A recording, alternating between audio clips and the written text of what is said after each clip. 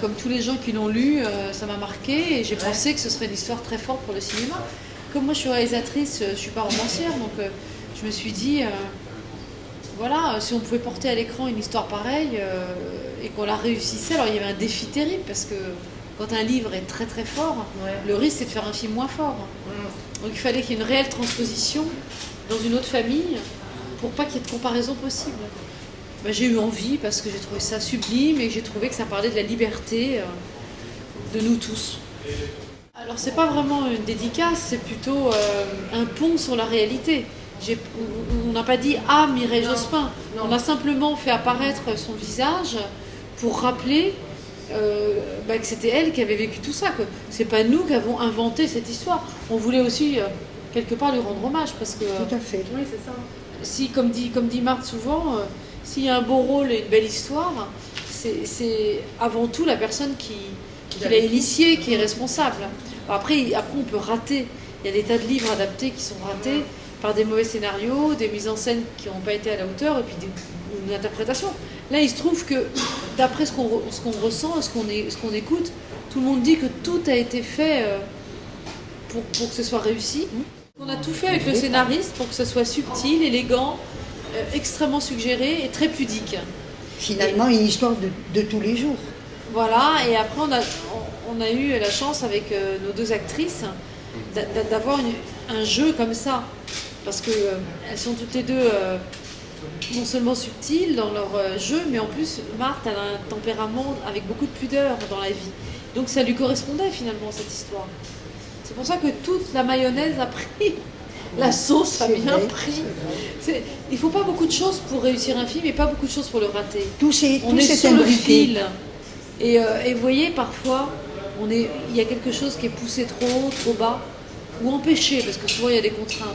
Mais là, ça a été un effort de chaque instant pour que cette cohésion fonctionne. Alors c'est vrai que c'est presque moins difficile qu'une comédie, parce que dans la comédie, il y a l'exigence du rire tout le temps.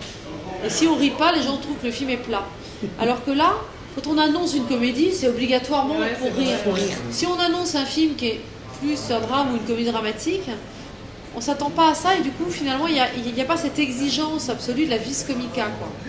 Et finalement, j'ai trouvé ça bizarrement plus simple à faire parce qu'on est dans un truc naturel, comme dit Marthe, une tranche de vie, quoi. Oui, c'est ça. Et on n'est pas obligé d'être efficace, hein. Vous l'êtes, hein. Non. Ben ouais, mais on n'a pas cherché l'efficacité. On a cherché la vérité. Non, c'est vrai. J'ai mis beaucoup de silence dans le film. Beaucoup de scènes sans dialogue. Ça, c'est violent pour quelqu'un qui vient de la comédie. Il a fallu que je me fasse violence. Parce que sinon, je me disais, mais ils vont tous s'ennuyer, il ne se passe rien. C'est vrai qu'en lisant le scénario, j'arrivais, par exemple, à un certain moment, il y avait une phrase ou deux comme ça, et je disais, ah moi j'aurais fait ça, comme ça, effectivement. Elle a raison. Et je me retrouvais dans le personnage. C'est identifié complètement, Marc. Oui, complètement. Tout de suite. Et c'est vrai que quand j'ai lu le scénario, je n'avais pas encore la réponse, je ne savais pas que j'allais être choisie, et je me disais, c'est moi qui dois faire ça, parce que je le sens, c'est ça. Je pense comme elle. Et puis voilà, quand elle m'a dit, c'est vous qui le faites, je suis rentrée dans le personnage.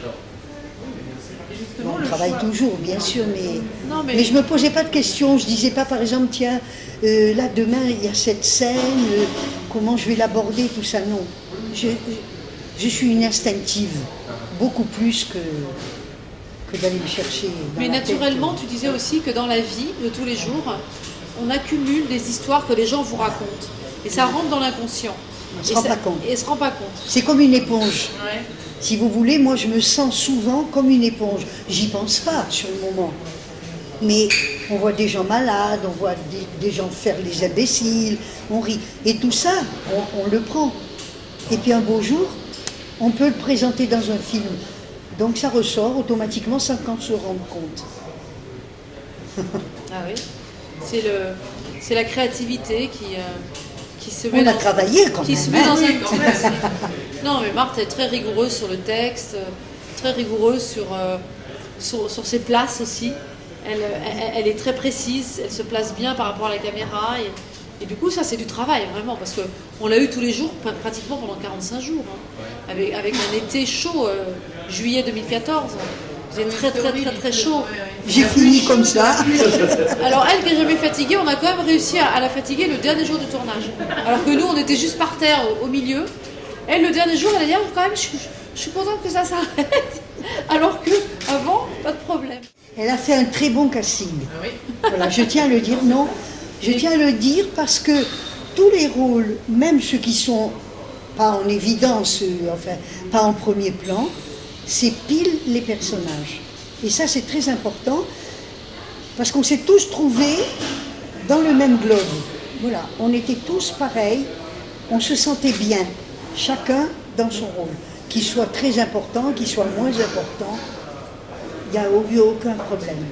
On était contents de jouer là-dedans. Parce qu'en fait, la loi ne favorise pas le suicide. Eh ben, c'est une loi juste qui libère. Les gens sont tranquilles parce qu'ils savent qu'ils peuvent partir sans souffrir, sans inquiétude. Mais il n'y en a pas tant que ça qui le font, il y en a même qui renoncent. Mais par contre, ceux qui le font, ils le font bien. Mais la loi aujourd'hui ne va pas jusqu'au bout, voilà. Vous voulez dire Marc. C'est une loi qui endort les gens qui souffrent. Il y a la loi, mais elle ne suit pas. Elle met les gens dans le coma. Mais après, on ne sait pas à quel point ils souffrent. Même si on met des doses, on ne sait pas.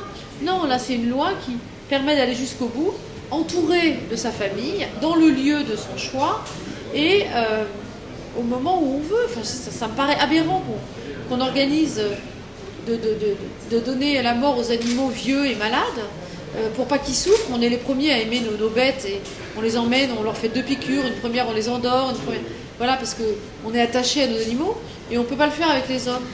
C'est fascinant. Alors que les gens le veulent pour leur propre corps, ce que dit Marthe. Posséder son propre corps, c'est la seule chose qui nous appartient vraiment.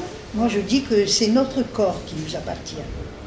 C'est peut-être la seule chose qui est vraiment à chaque personne. Une maison, on peut la partager, alors laissez-nous voiture tranquille. Mais on n'assimile pas l'épuisement à une maladie. Mais c'est une maladie. Quand on ne peut plus rien faire, quand on ne peut plus marcher, ce qui était son cas. Mais il y a beaucoup de personnes, justement, quand on fait les débats, enfin il y en a pas mal, qui nous disent, moi j'ai ma maman, comme ça, elle est encore à la maison. Qui nous demandent. Donc c'est bien. Elle n'est pas dans un hôpital, elle n'est pas dans une maison de retraite. Mais la maman dit, tous les matins, mais qu'est-ce que je fais là? J'ai envie de partir, j'en ai marre. On le sait, ça. Alors. Et surtout que, dans le cas de Mireille Jospin, effectivement, on ne sait pas tout, mais elle ne pouvait pas faire 3 mètres sans s'asseoir, elle avait des douleurs sans arrêt. On n'a pas trop appuyé là-dessus. Oui, elle ne pouvait plus conduire, elle ne pouvait plus faire ci, elle ne pouvait plus faire... Du reste, le démarrage dans la voiture, en fait, quand elle est... on a quand même essayé d'être clair. C'est pas pour rien qu'elle fait ça. Et puis on a surtout essayé avec ce plan, de montrer, certes elle n'est pas malade, mais il y a quand même quelque chose qui assimile la fatigue à la renonciation, donc à la maladie. Et surtout le stade d'après, elle allait tomber malade, parce qu'elle avait des prémices, des choses dont on ne connaît pas les détails. Et elle s'est dit, une fois que je serai malade, je n'aurai plus le courage. Et comme elle savait que personne ne le fera à sa place, elle a préféré le faire elle-même. Comme dit Marthe, elle aurait eu quoi? Allez, 3 mois, 6 mois, mais peut-être pas 1 an en plus. À quoi faire? À souffrir. Alors là, il y a un vrai débat par rapport à ceux qui refusent dans les salles. C'est que les gens disent, et moi je suis assez d'accord avec ça, il y a le principe de refuser, mais il y a aussi le principe de refuser la date. Parce que c'est vrai que... Alors, ça, c'est les gènes. Quand quelqu'un... Ça les gêne. Mais alors, de fait, quand quelqu'un est très malade et qu'il va en Suisse, il est obligé de prendre une date. Parce que c'est une question d'organisation. Il y a des médecins, il y a un lieu, etc. Là, elle aurait pu ne pas donner la date. D'ailleurs, elle l'a regretté, parce qu'elle est revenue en arrière. Elle a dit, je n'aurais pas dû vous associer d'aussi près. Mais elle a prévu cette date, parce que bizarrement, ça fait rire tout le monde, et c'est juste la vérité, elle savait que tout le monde serait là. Elle savait qu'il n'y en a pas un qui serait à l'autre bout du monde, l'autre qui serait pris par un congrès, etc. Du reste, elle dit au petit, remets ton voyage. Voilà, c'est le seul qui lui avait prévu un voyage, dont personne n'est au courant d'ailleurs, parce que les parents ne savent même pas qu'il part. C'est une espèce de caprice d'ado. Mais les adultes, ils sont là. Il se trouve que c'est une période où ils sont là. Bon, elle a choisi cette date pensant bien faire, elle a regretté. La date est violente. Il y a des gens qui l'ont fait sans date, comme l'année dernière, en décembre, les amoureux du Lutetia. C'est 2 personnes âgées, 86 et 90. Ils se sont donné la mort au Lutetia, dans un hôtel, pas chez eux, en avalant des médicaments. Ils sont endormis les 2 sur un lit, avec une lettre qu'ils ont écrite au procureur de la République. Ils avaient prévenu dans le principe leur fils qu'ils allaient faire ça un jour, ils n'ont pas dit quand, ce qui fait qu'il a été à moitié surpris. Mais ils savaient que les deux parents ne... Ça allait arriver. Il y avait des photos d'eux dans Libération, ou dans je ne sais plus quel journal, à 20 ans, mais sublimes, les photos qu'on voit après la guerre, des c'était vraiment voilà, c'était vraiment un couple, là. Heureux, ils voulaient partir ensemble. Moi je trouve que cette idée est super romantique et super belle. On part ensemble, on a vécu ensemble, on a vécu heureux, on peut plus vivre bien. On est d'accord. On s'en va et puis c'est tout. De toute façon c'est l'existence qui est comme ça. Si on pouvait, les gens qui disent dans les salles, il y en a très peu, hein, mais ceux qui disent, moi j'aurais voulu que ça se finisse bien. Ben moi je leur réponds, mais moi aussi j'aurais aimé que la vie se finisse bien. Moi je suis la première à me dire, finalement il y a une nouvelle géniale au journal de 20h à TF1, finalement on meurt pas. Ça c'est pas mal ça comme truc. Sauf que ça on sait très bien que ça n'arrivera jamais. C'est tout. Le titre c'est Noël qui l'a donné. Oui. Dans la tête de Noël c'est une dernière leçon d'apprentissage de vie. Parce que la maman apprend, en l'occurrence, le père de Noël était éducateur, puis c'est des militants, donc ils ont un côté très... on apprend à lire aux enfants, on apprend à bien se tenir, ils sont très bien élevés, c'est la bonne éducation, etc. Et puis la dernière leçon, c'est d'aborder le deuil autrement, d'apprendre le deuil avant la mort. Et c'était ça pour elle, la dernière leçon. On a gardé le titre parce que le livre est connu, donc voilà, c'est fidèle au livre. On aurait pu l'appeler Merci maman, ou maman, le sourire de maman. Non, et puis ce qu'on dit tout le temps, nous, c'est que on pense que ce film, c'est un hymne à la vie. Voilà. Et surtout pas à la tristesse.